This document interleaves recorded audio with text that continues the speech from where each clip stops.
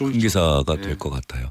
분명히 김병기 원내대표가 그 전날까지만 해도 강선우 의원 앞에서 왜 어쩌려고 나한테 이 얘기를 하시느냐. 내가 아무것도 못한다. 나 하면은 모든 게 다 오해받는다. 그렇게 이야기를 했는데 가뜩이나 다주택자라는 논란이 있는 김경우 의원이 그래서 보류가 됐던 것으로 알려져 있는데 1억 원을 줬다는 의혹까지 엄청난 의혹까지 제기가 됐는데 갑자기 단수공천이 된다?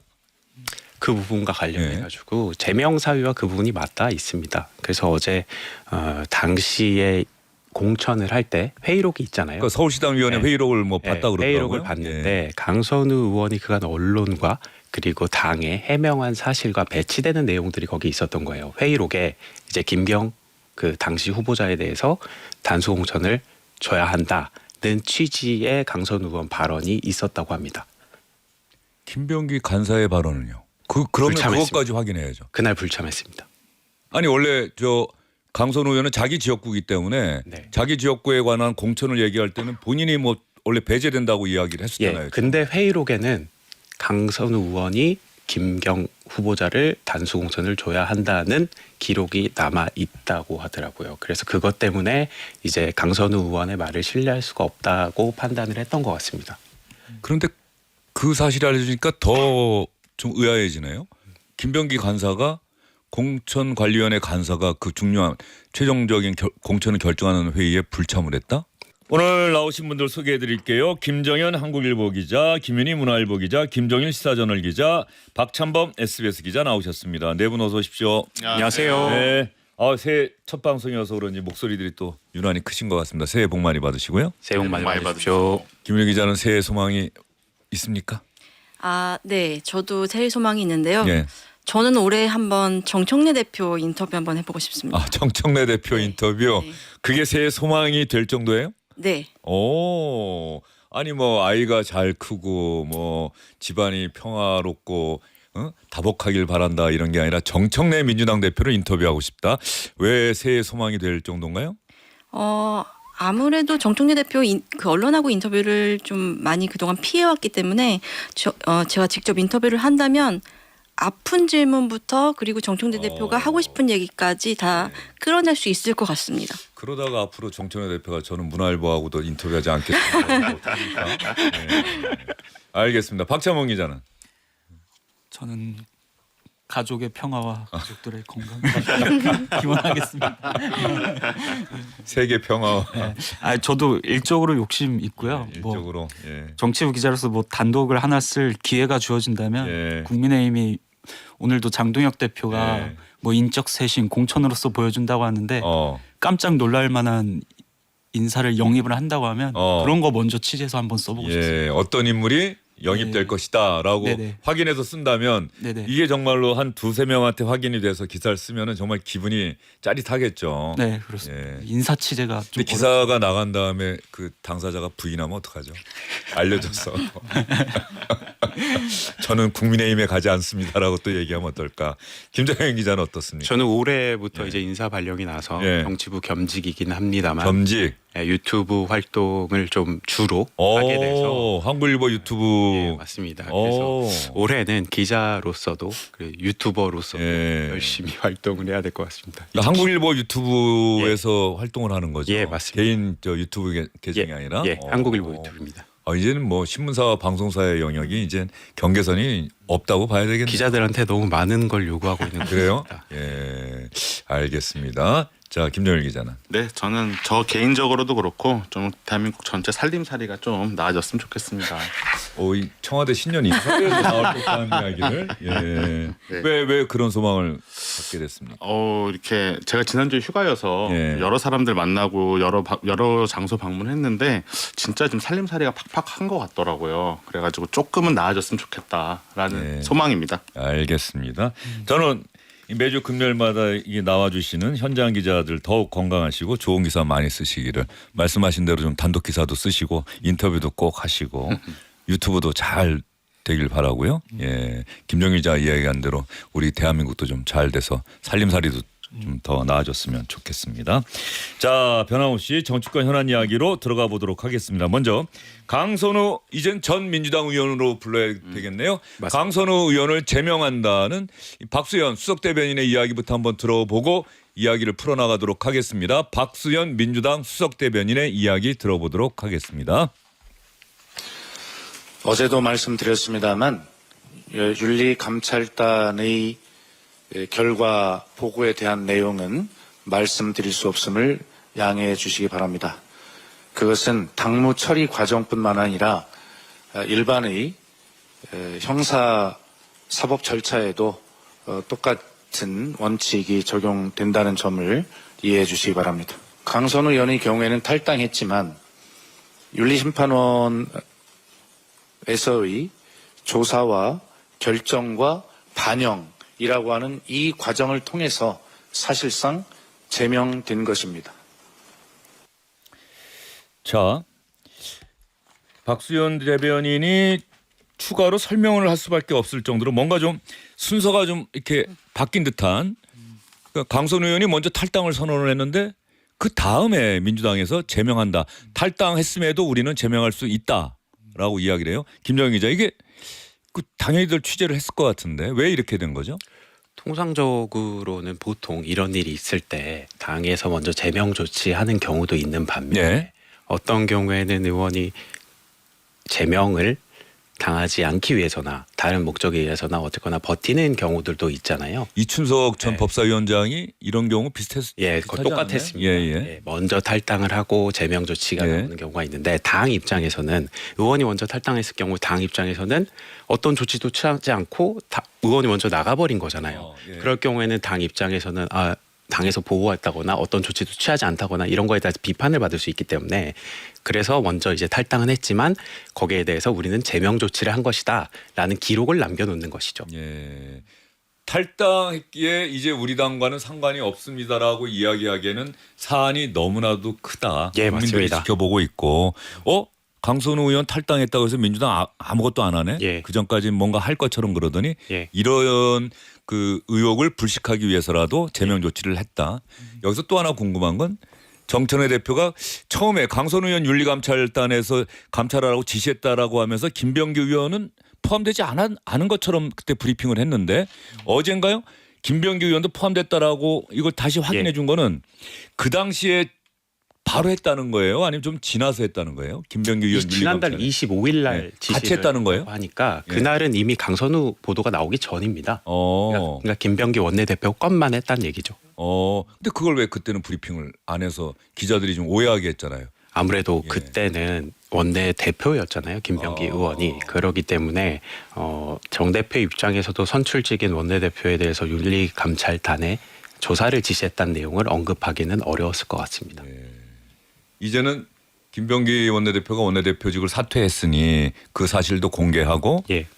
그런데 이제 강선우 의원이 제명되고 탈당하고 그런다고 해서 이 의혹이 가라앉을 것이다. 어떻게 보세요? 김정일 기자? 저는 가라앉기 쉽지 않을 것이다라고 보고 그 정당에서 가장 중요한 게 공천이거든요. 네. 그런데 지금 공천 헌금 논란이 있는 거잖아요. 저는 사실 이번에 강선우 전 민주당 의원과 김병기 전 원내대표의 이 공천 헌금 논란을 보면서 정말 제가 민주당 출입을 10년 넘게 했는데 충격과 공포였어요. 네. 민주당 정말 대우각성이 필요하다.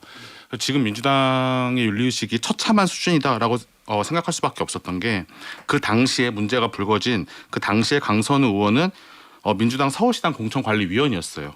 그리고 김병기 의원은 당시 공천을 총괄하는 공관위 간사였어요. 그러니까 무슨 얘기냐면 공당의 공관위원을 맡은 국회의원들의 윤리의식이 이 정도였다라고 하면 일반 국민 입장에선 당시 민주당이 지방선거 공천을 어떻게 한 거야. 공관위원들이 저렇게 했으면 과연 이게 전부일까?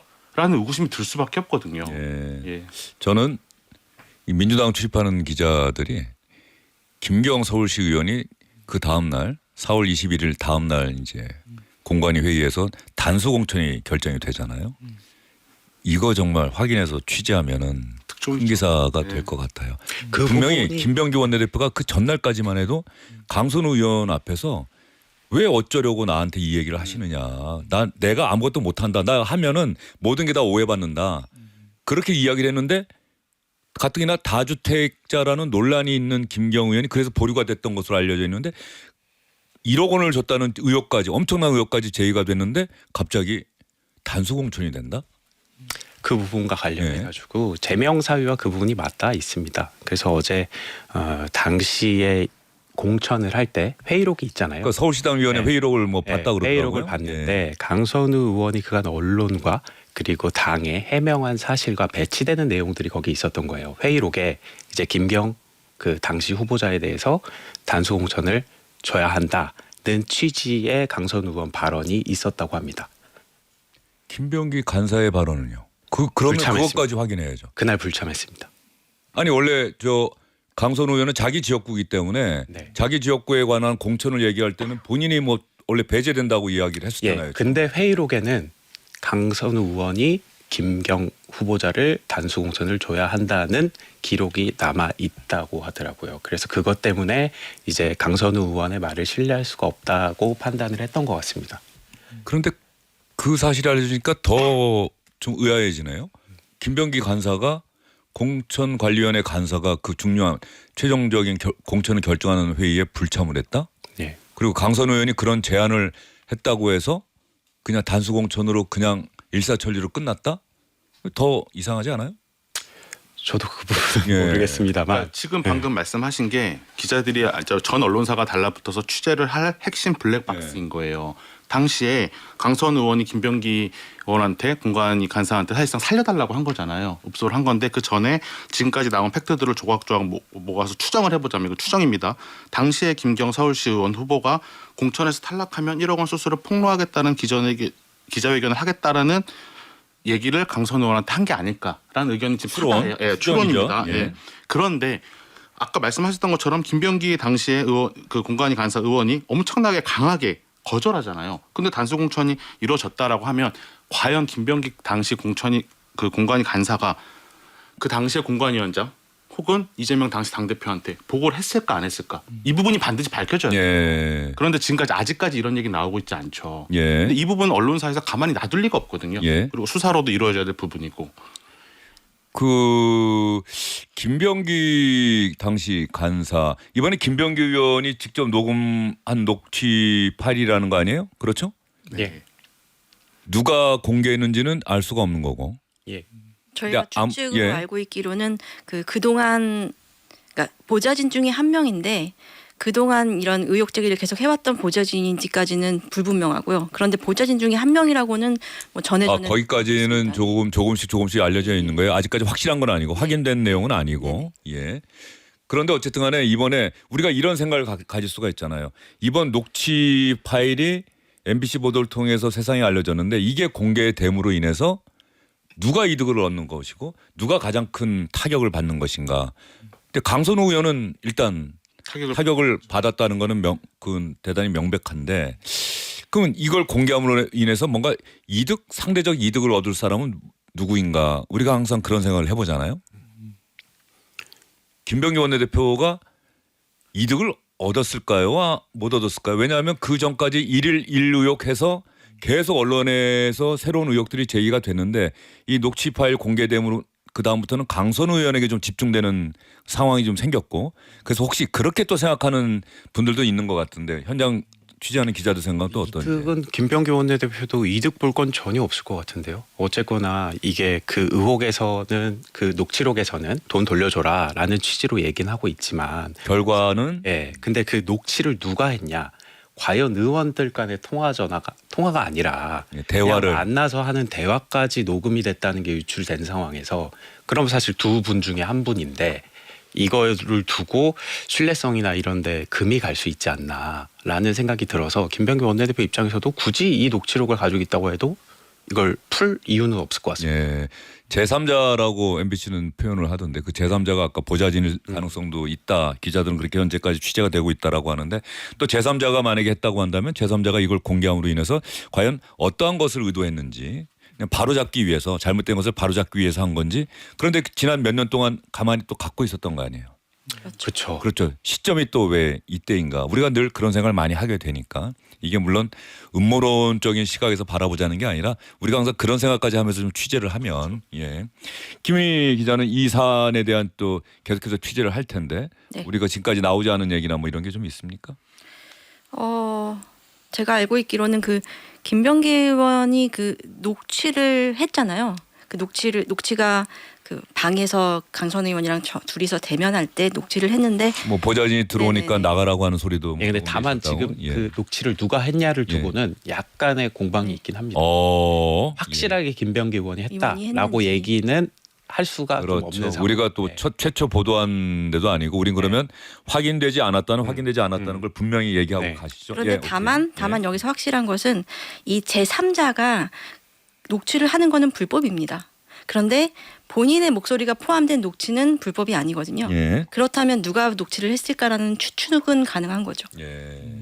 김병기 의원이 했다면 이건 녹취 그 불법이 아니고 강선 제3 의원이 했어도 마찬가지고. 그렇죠. 예. 그런데 제3자인 보좌관이 했을 때는 불법이 됩니다. 그 제가 중간에 알기로는 잠깐 그렇게 알고 들어와서 있는데요. 그래요?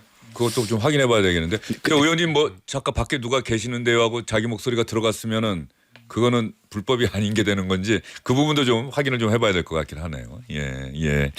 근데 알겠습니다. 이제 사회부로 넘어가서 예. 이게 저희 사실 정치부 일이었는데 앞으로는 사회부로 넘어가지 않았나. 경찰 수사가 진행되다 보니까. 예, 경찰이 수사를 예.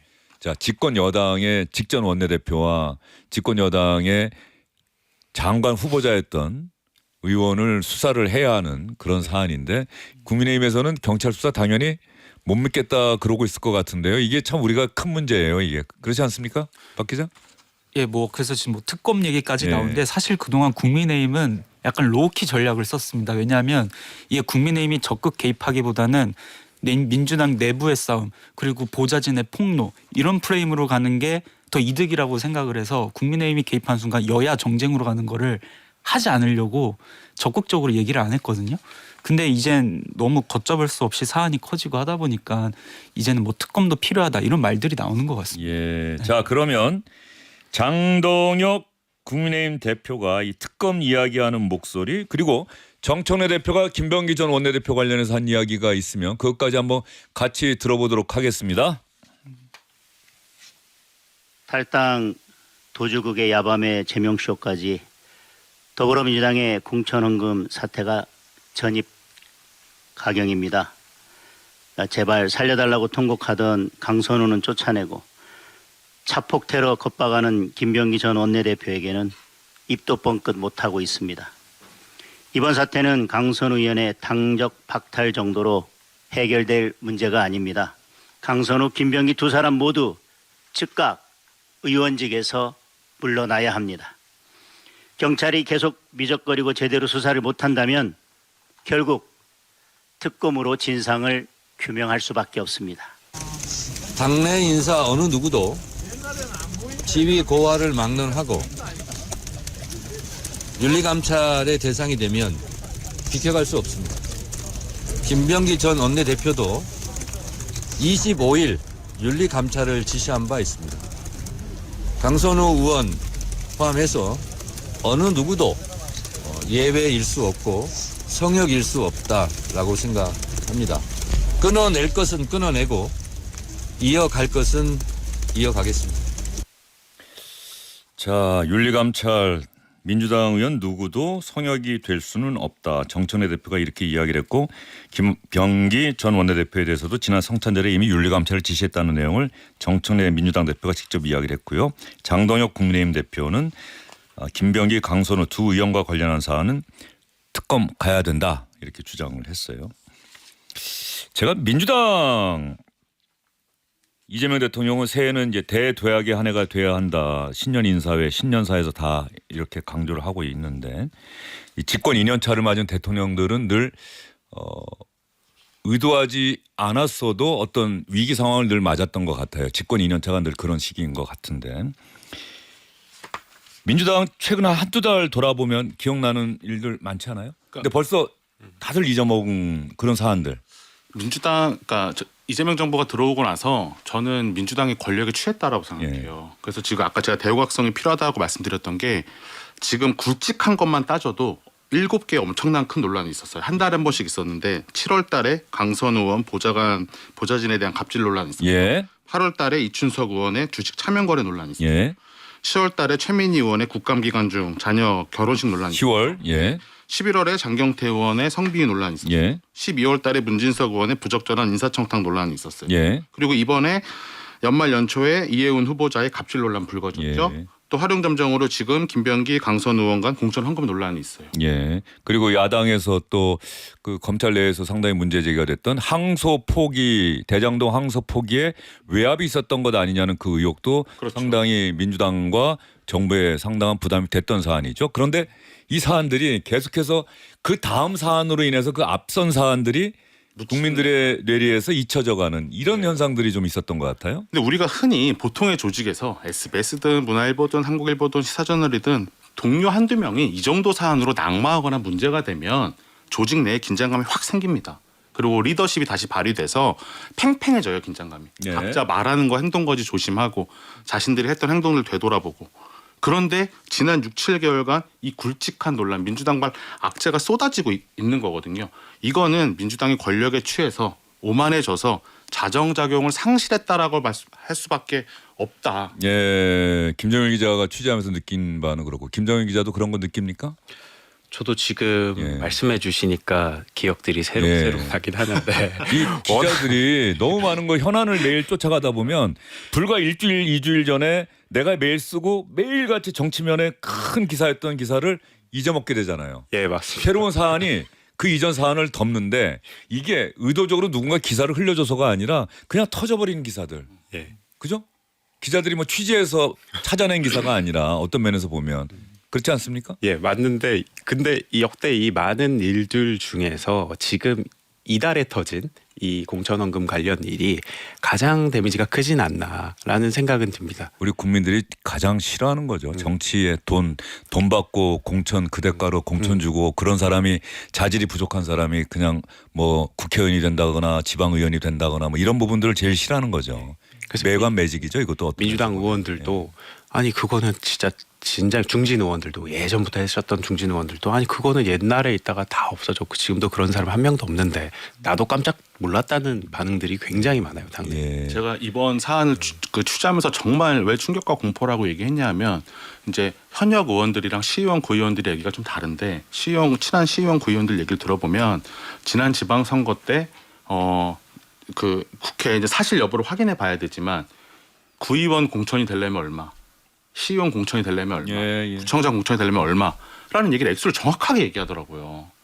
그랬을 때 그 사실 여부를 당연히 팩트 체크를 해봐야 되지만 그런 얘기를 스스럼 없이 기자한테 얘기한다라는 건 지금 우리의 이 풀뿌리 민주주의 지방선거 공천이 좀 제대로 이루어지고 있는가를 꼭 한번 점검해 봐야 된다. 예, 이번 지방선거 과정에서도 이런 일이 있었음에도 불구하고 만약에 그런 일을 누군가 또 하고 폭로가 나오거나 그런다고 한다면 아마 지방선거 결과에 직격탄이 되지 않을까 싶어요. 그렇죠? 그렇죠. 예. 제가 방금 그 김종일 기자가 충격과 공포라고 하셨는데 저는 이 여권은 아직 그 충격과 공포가 없는 것 같아요.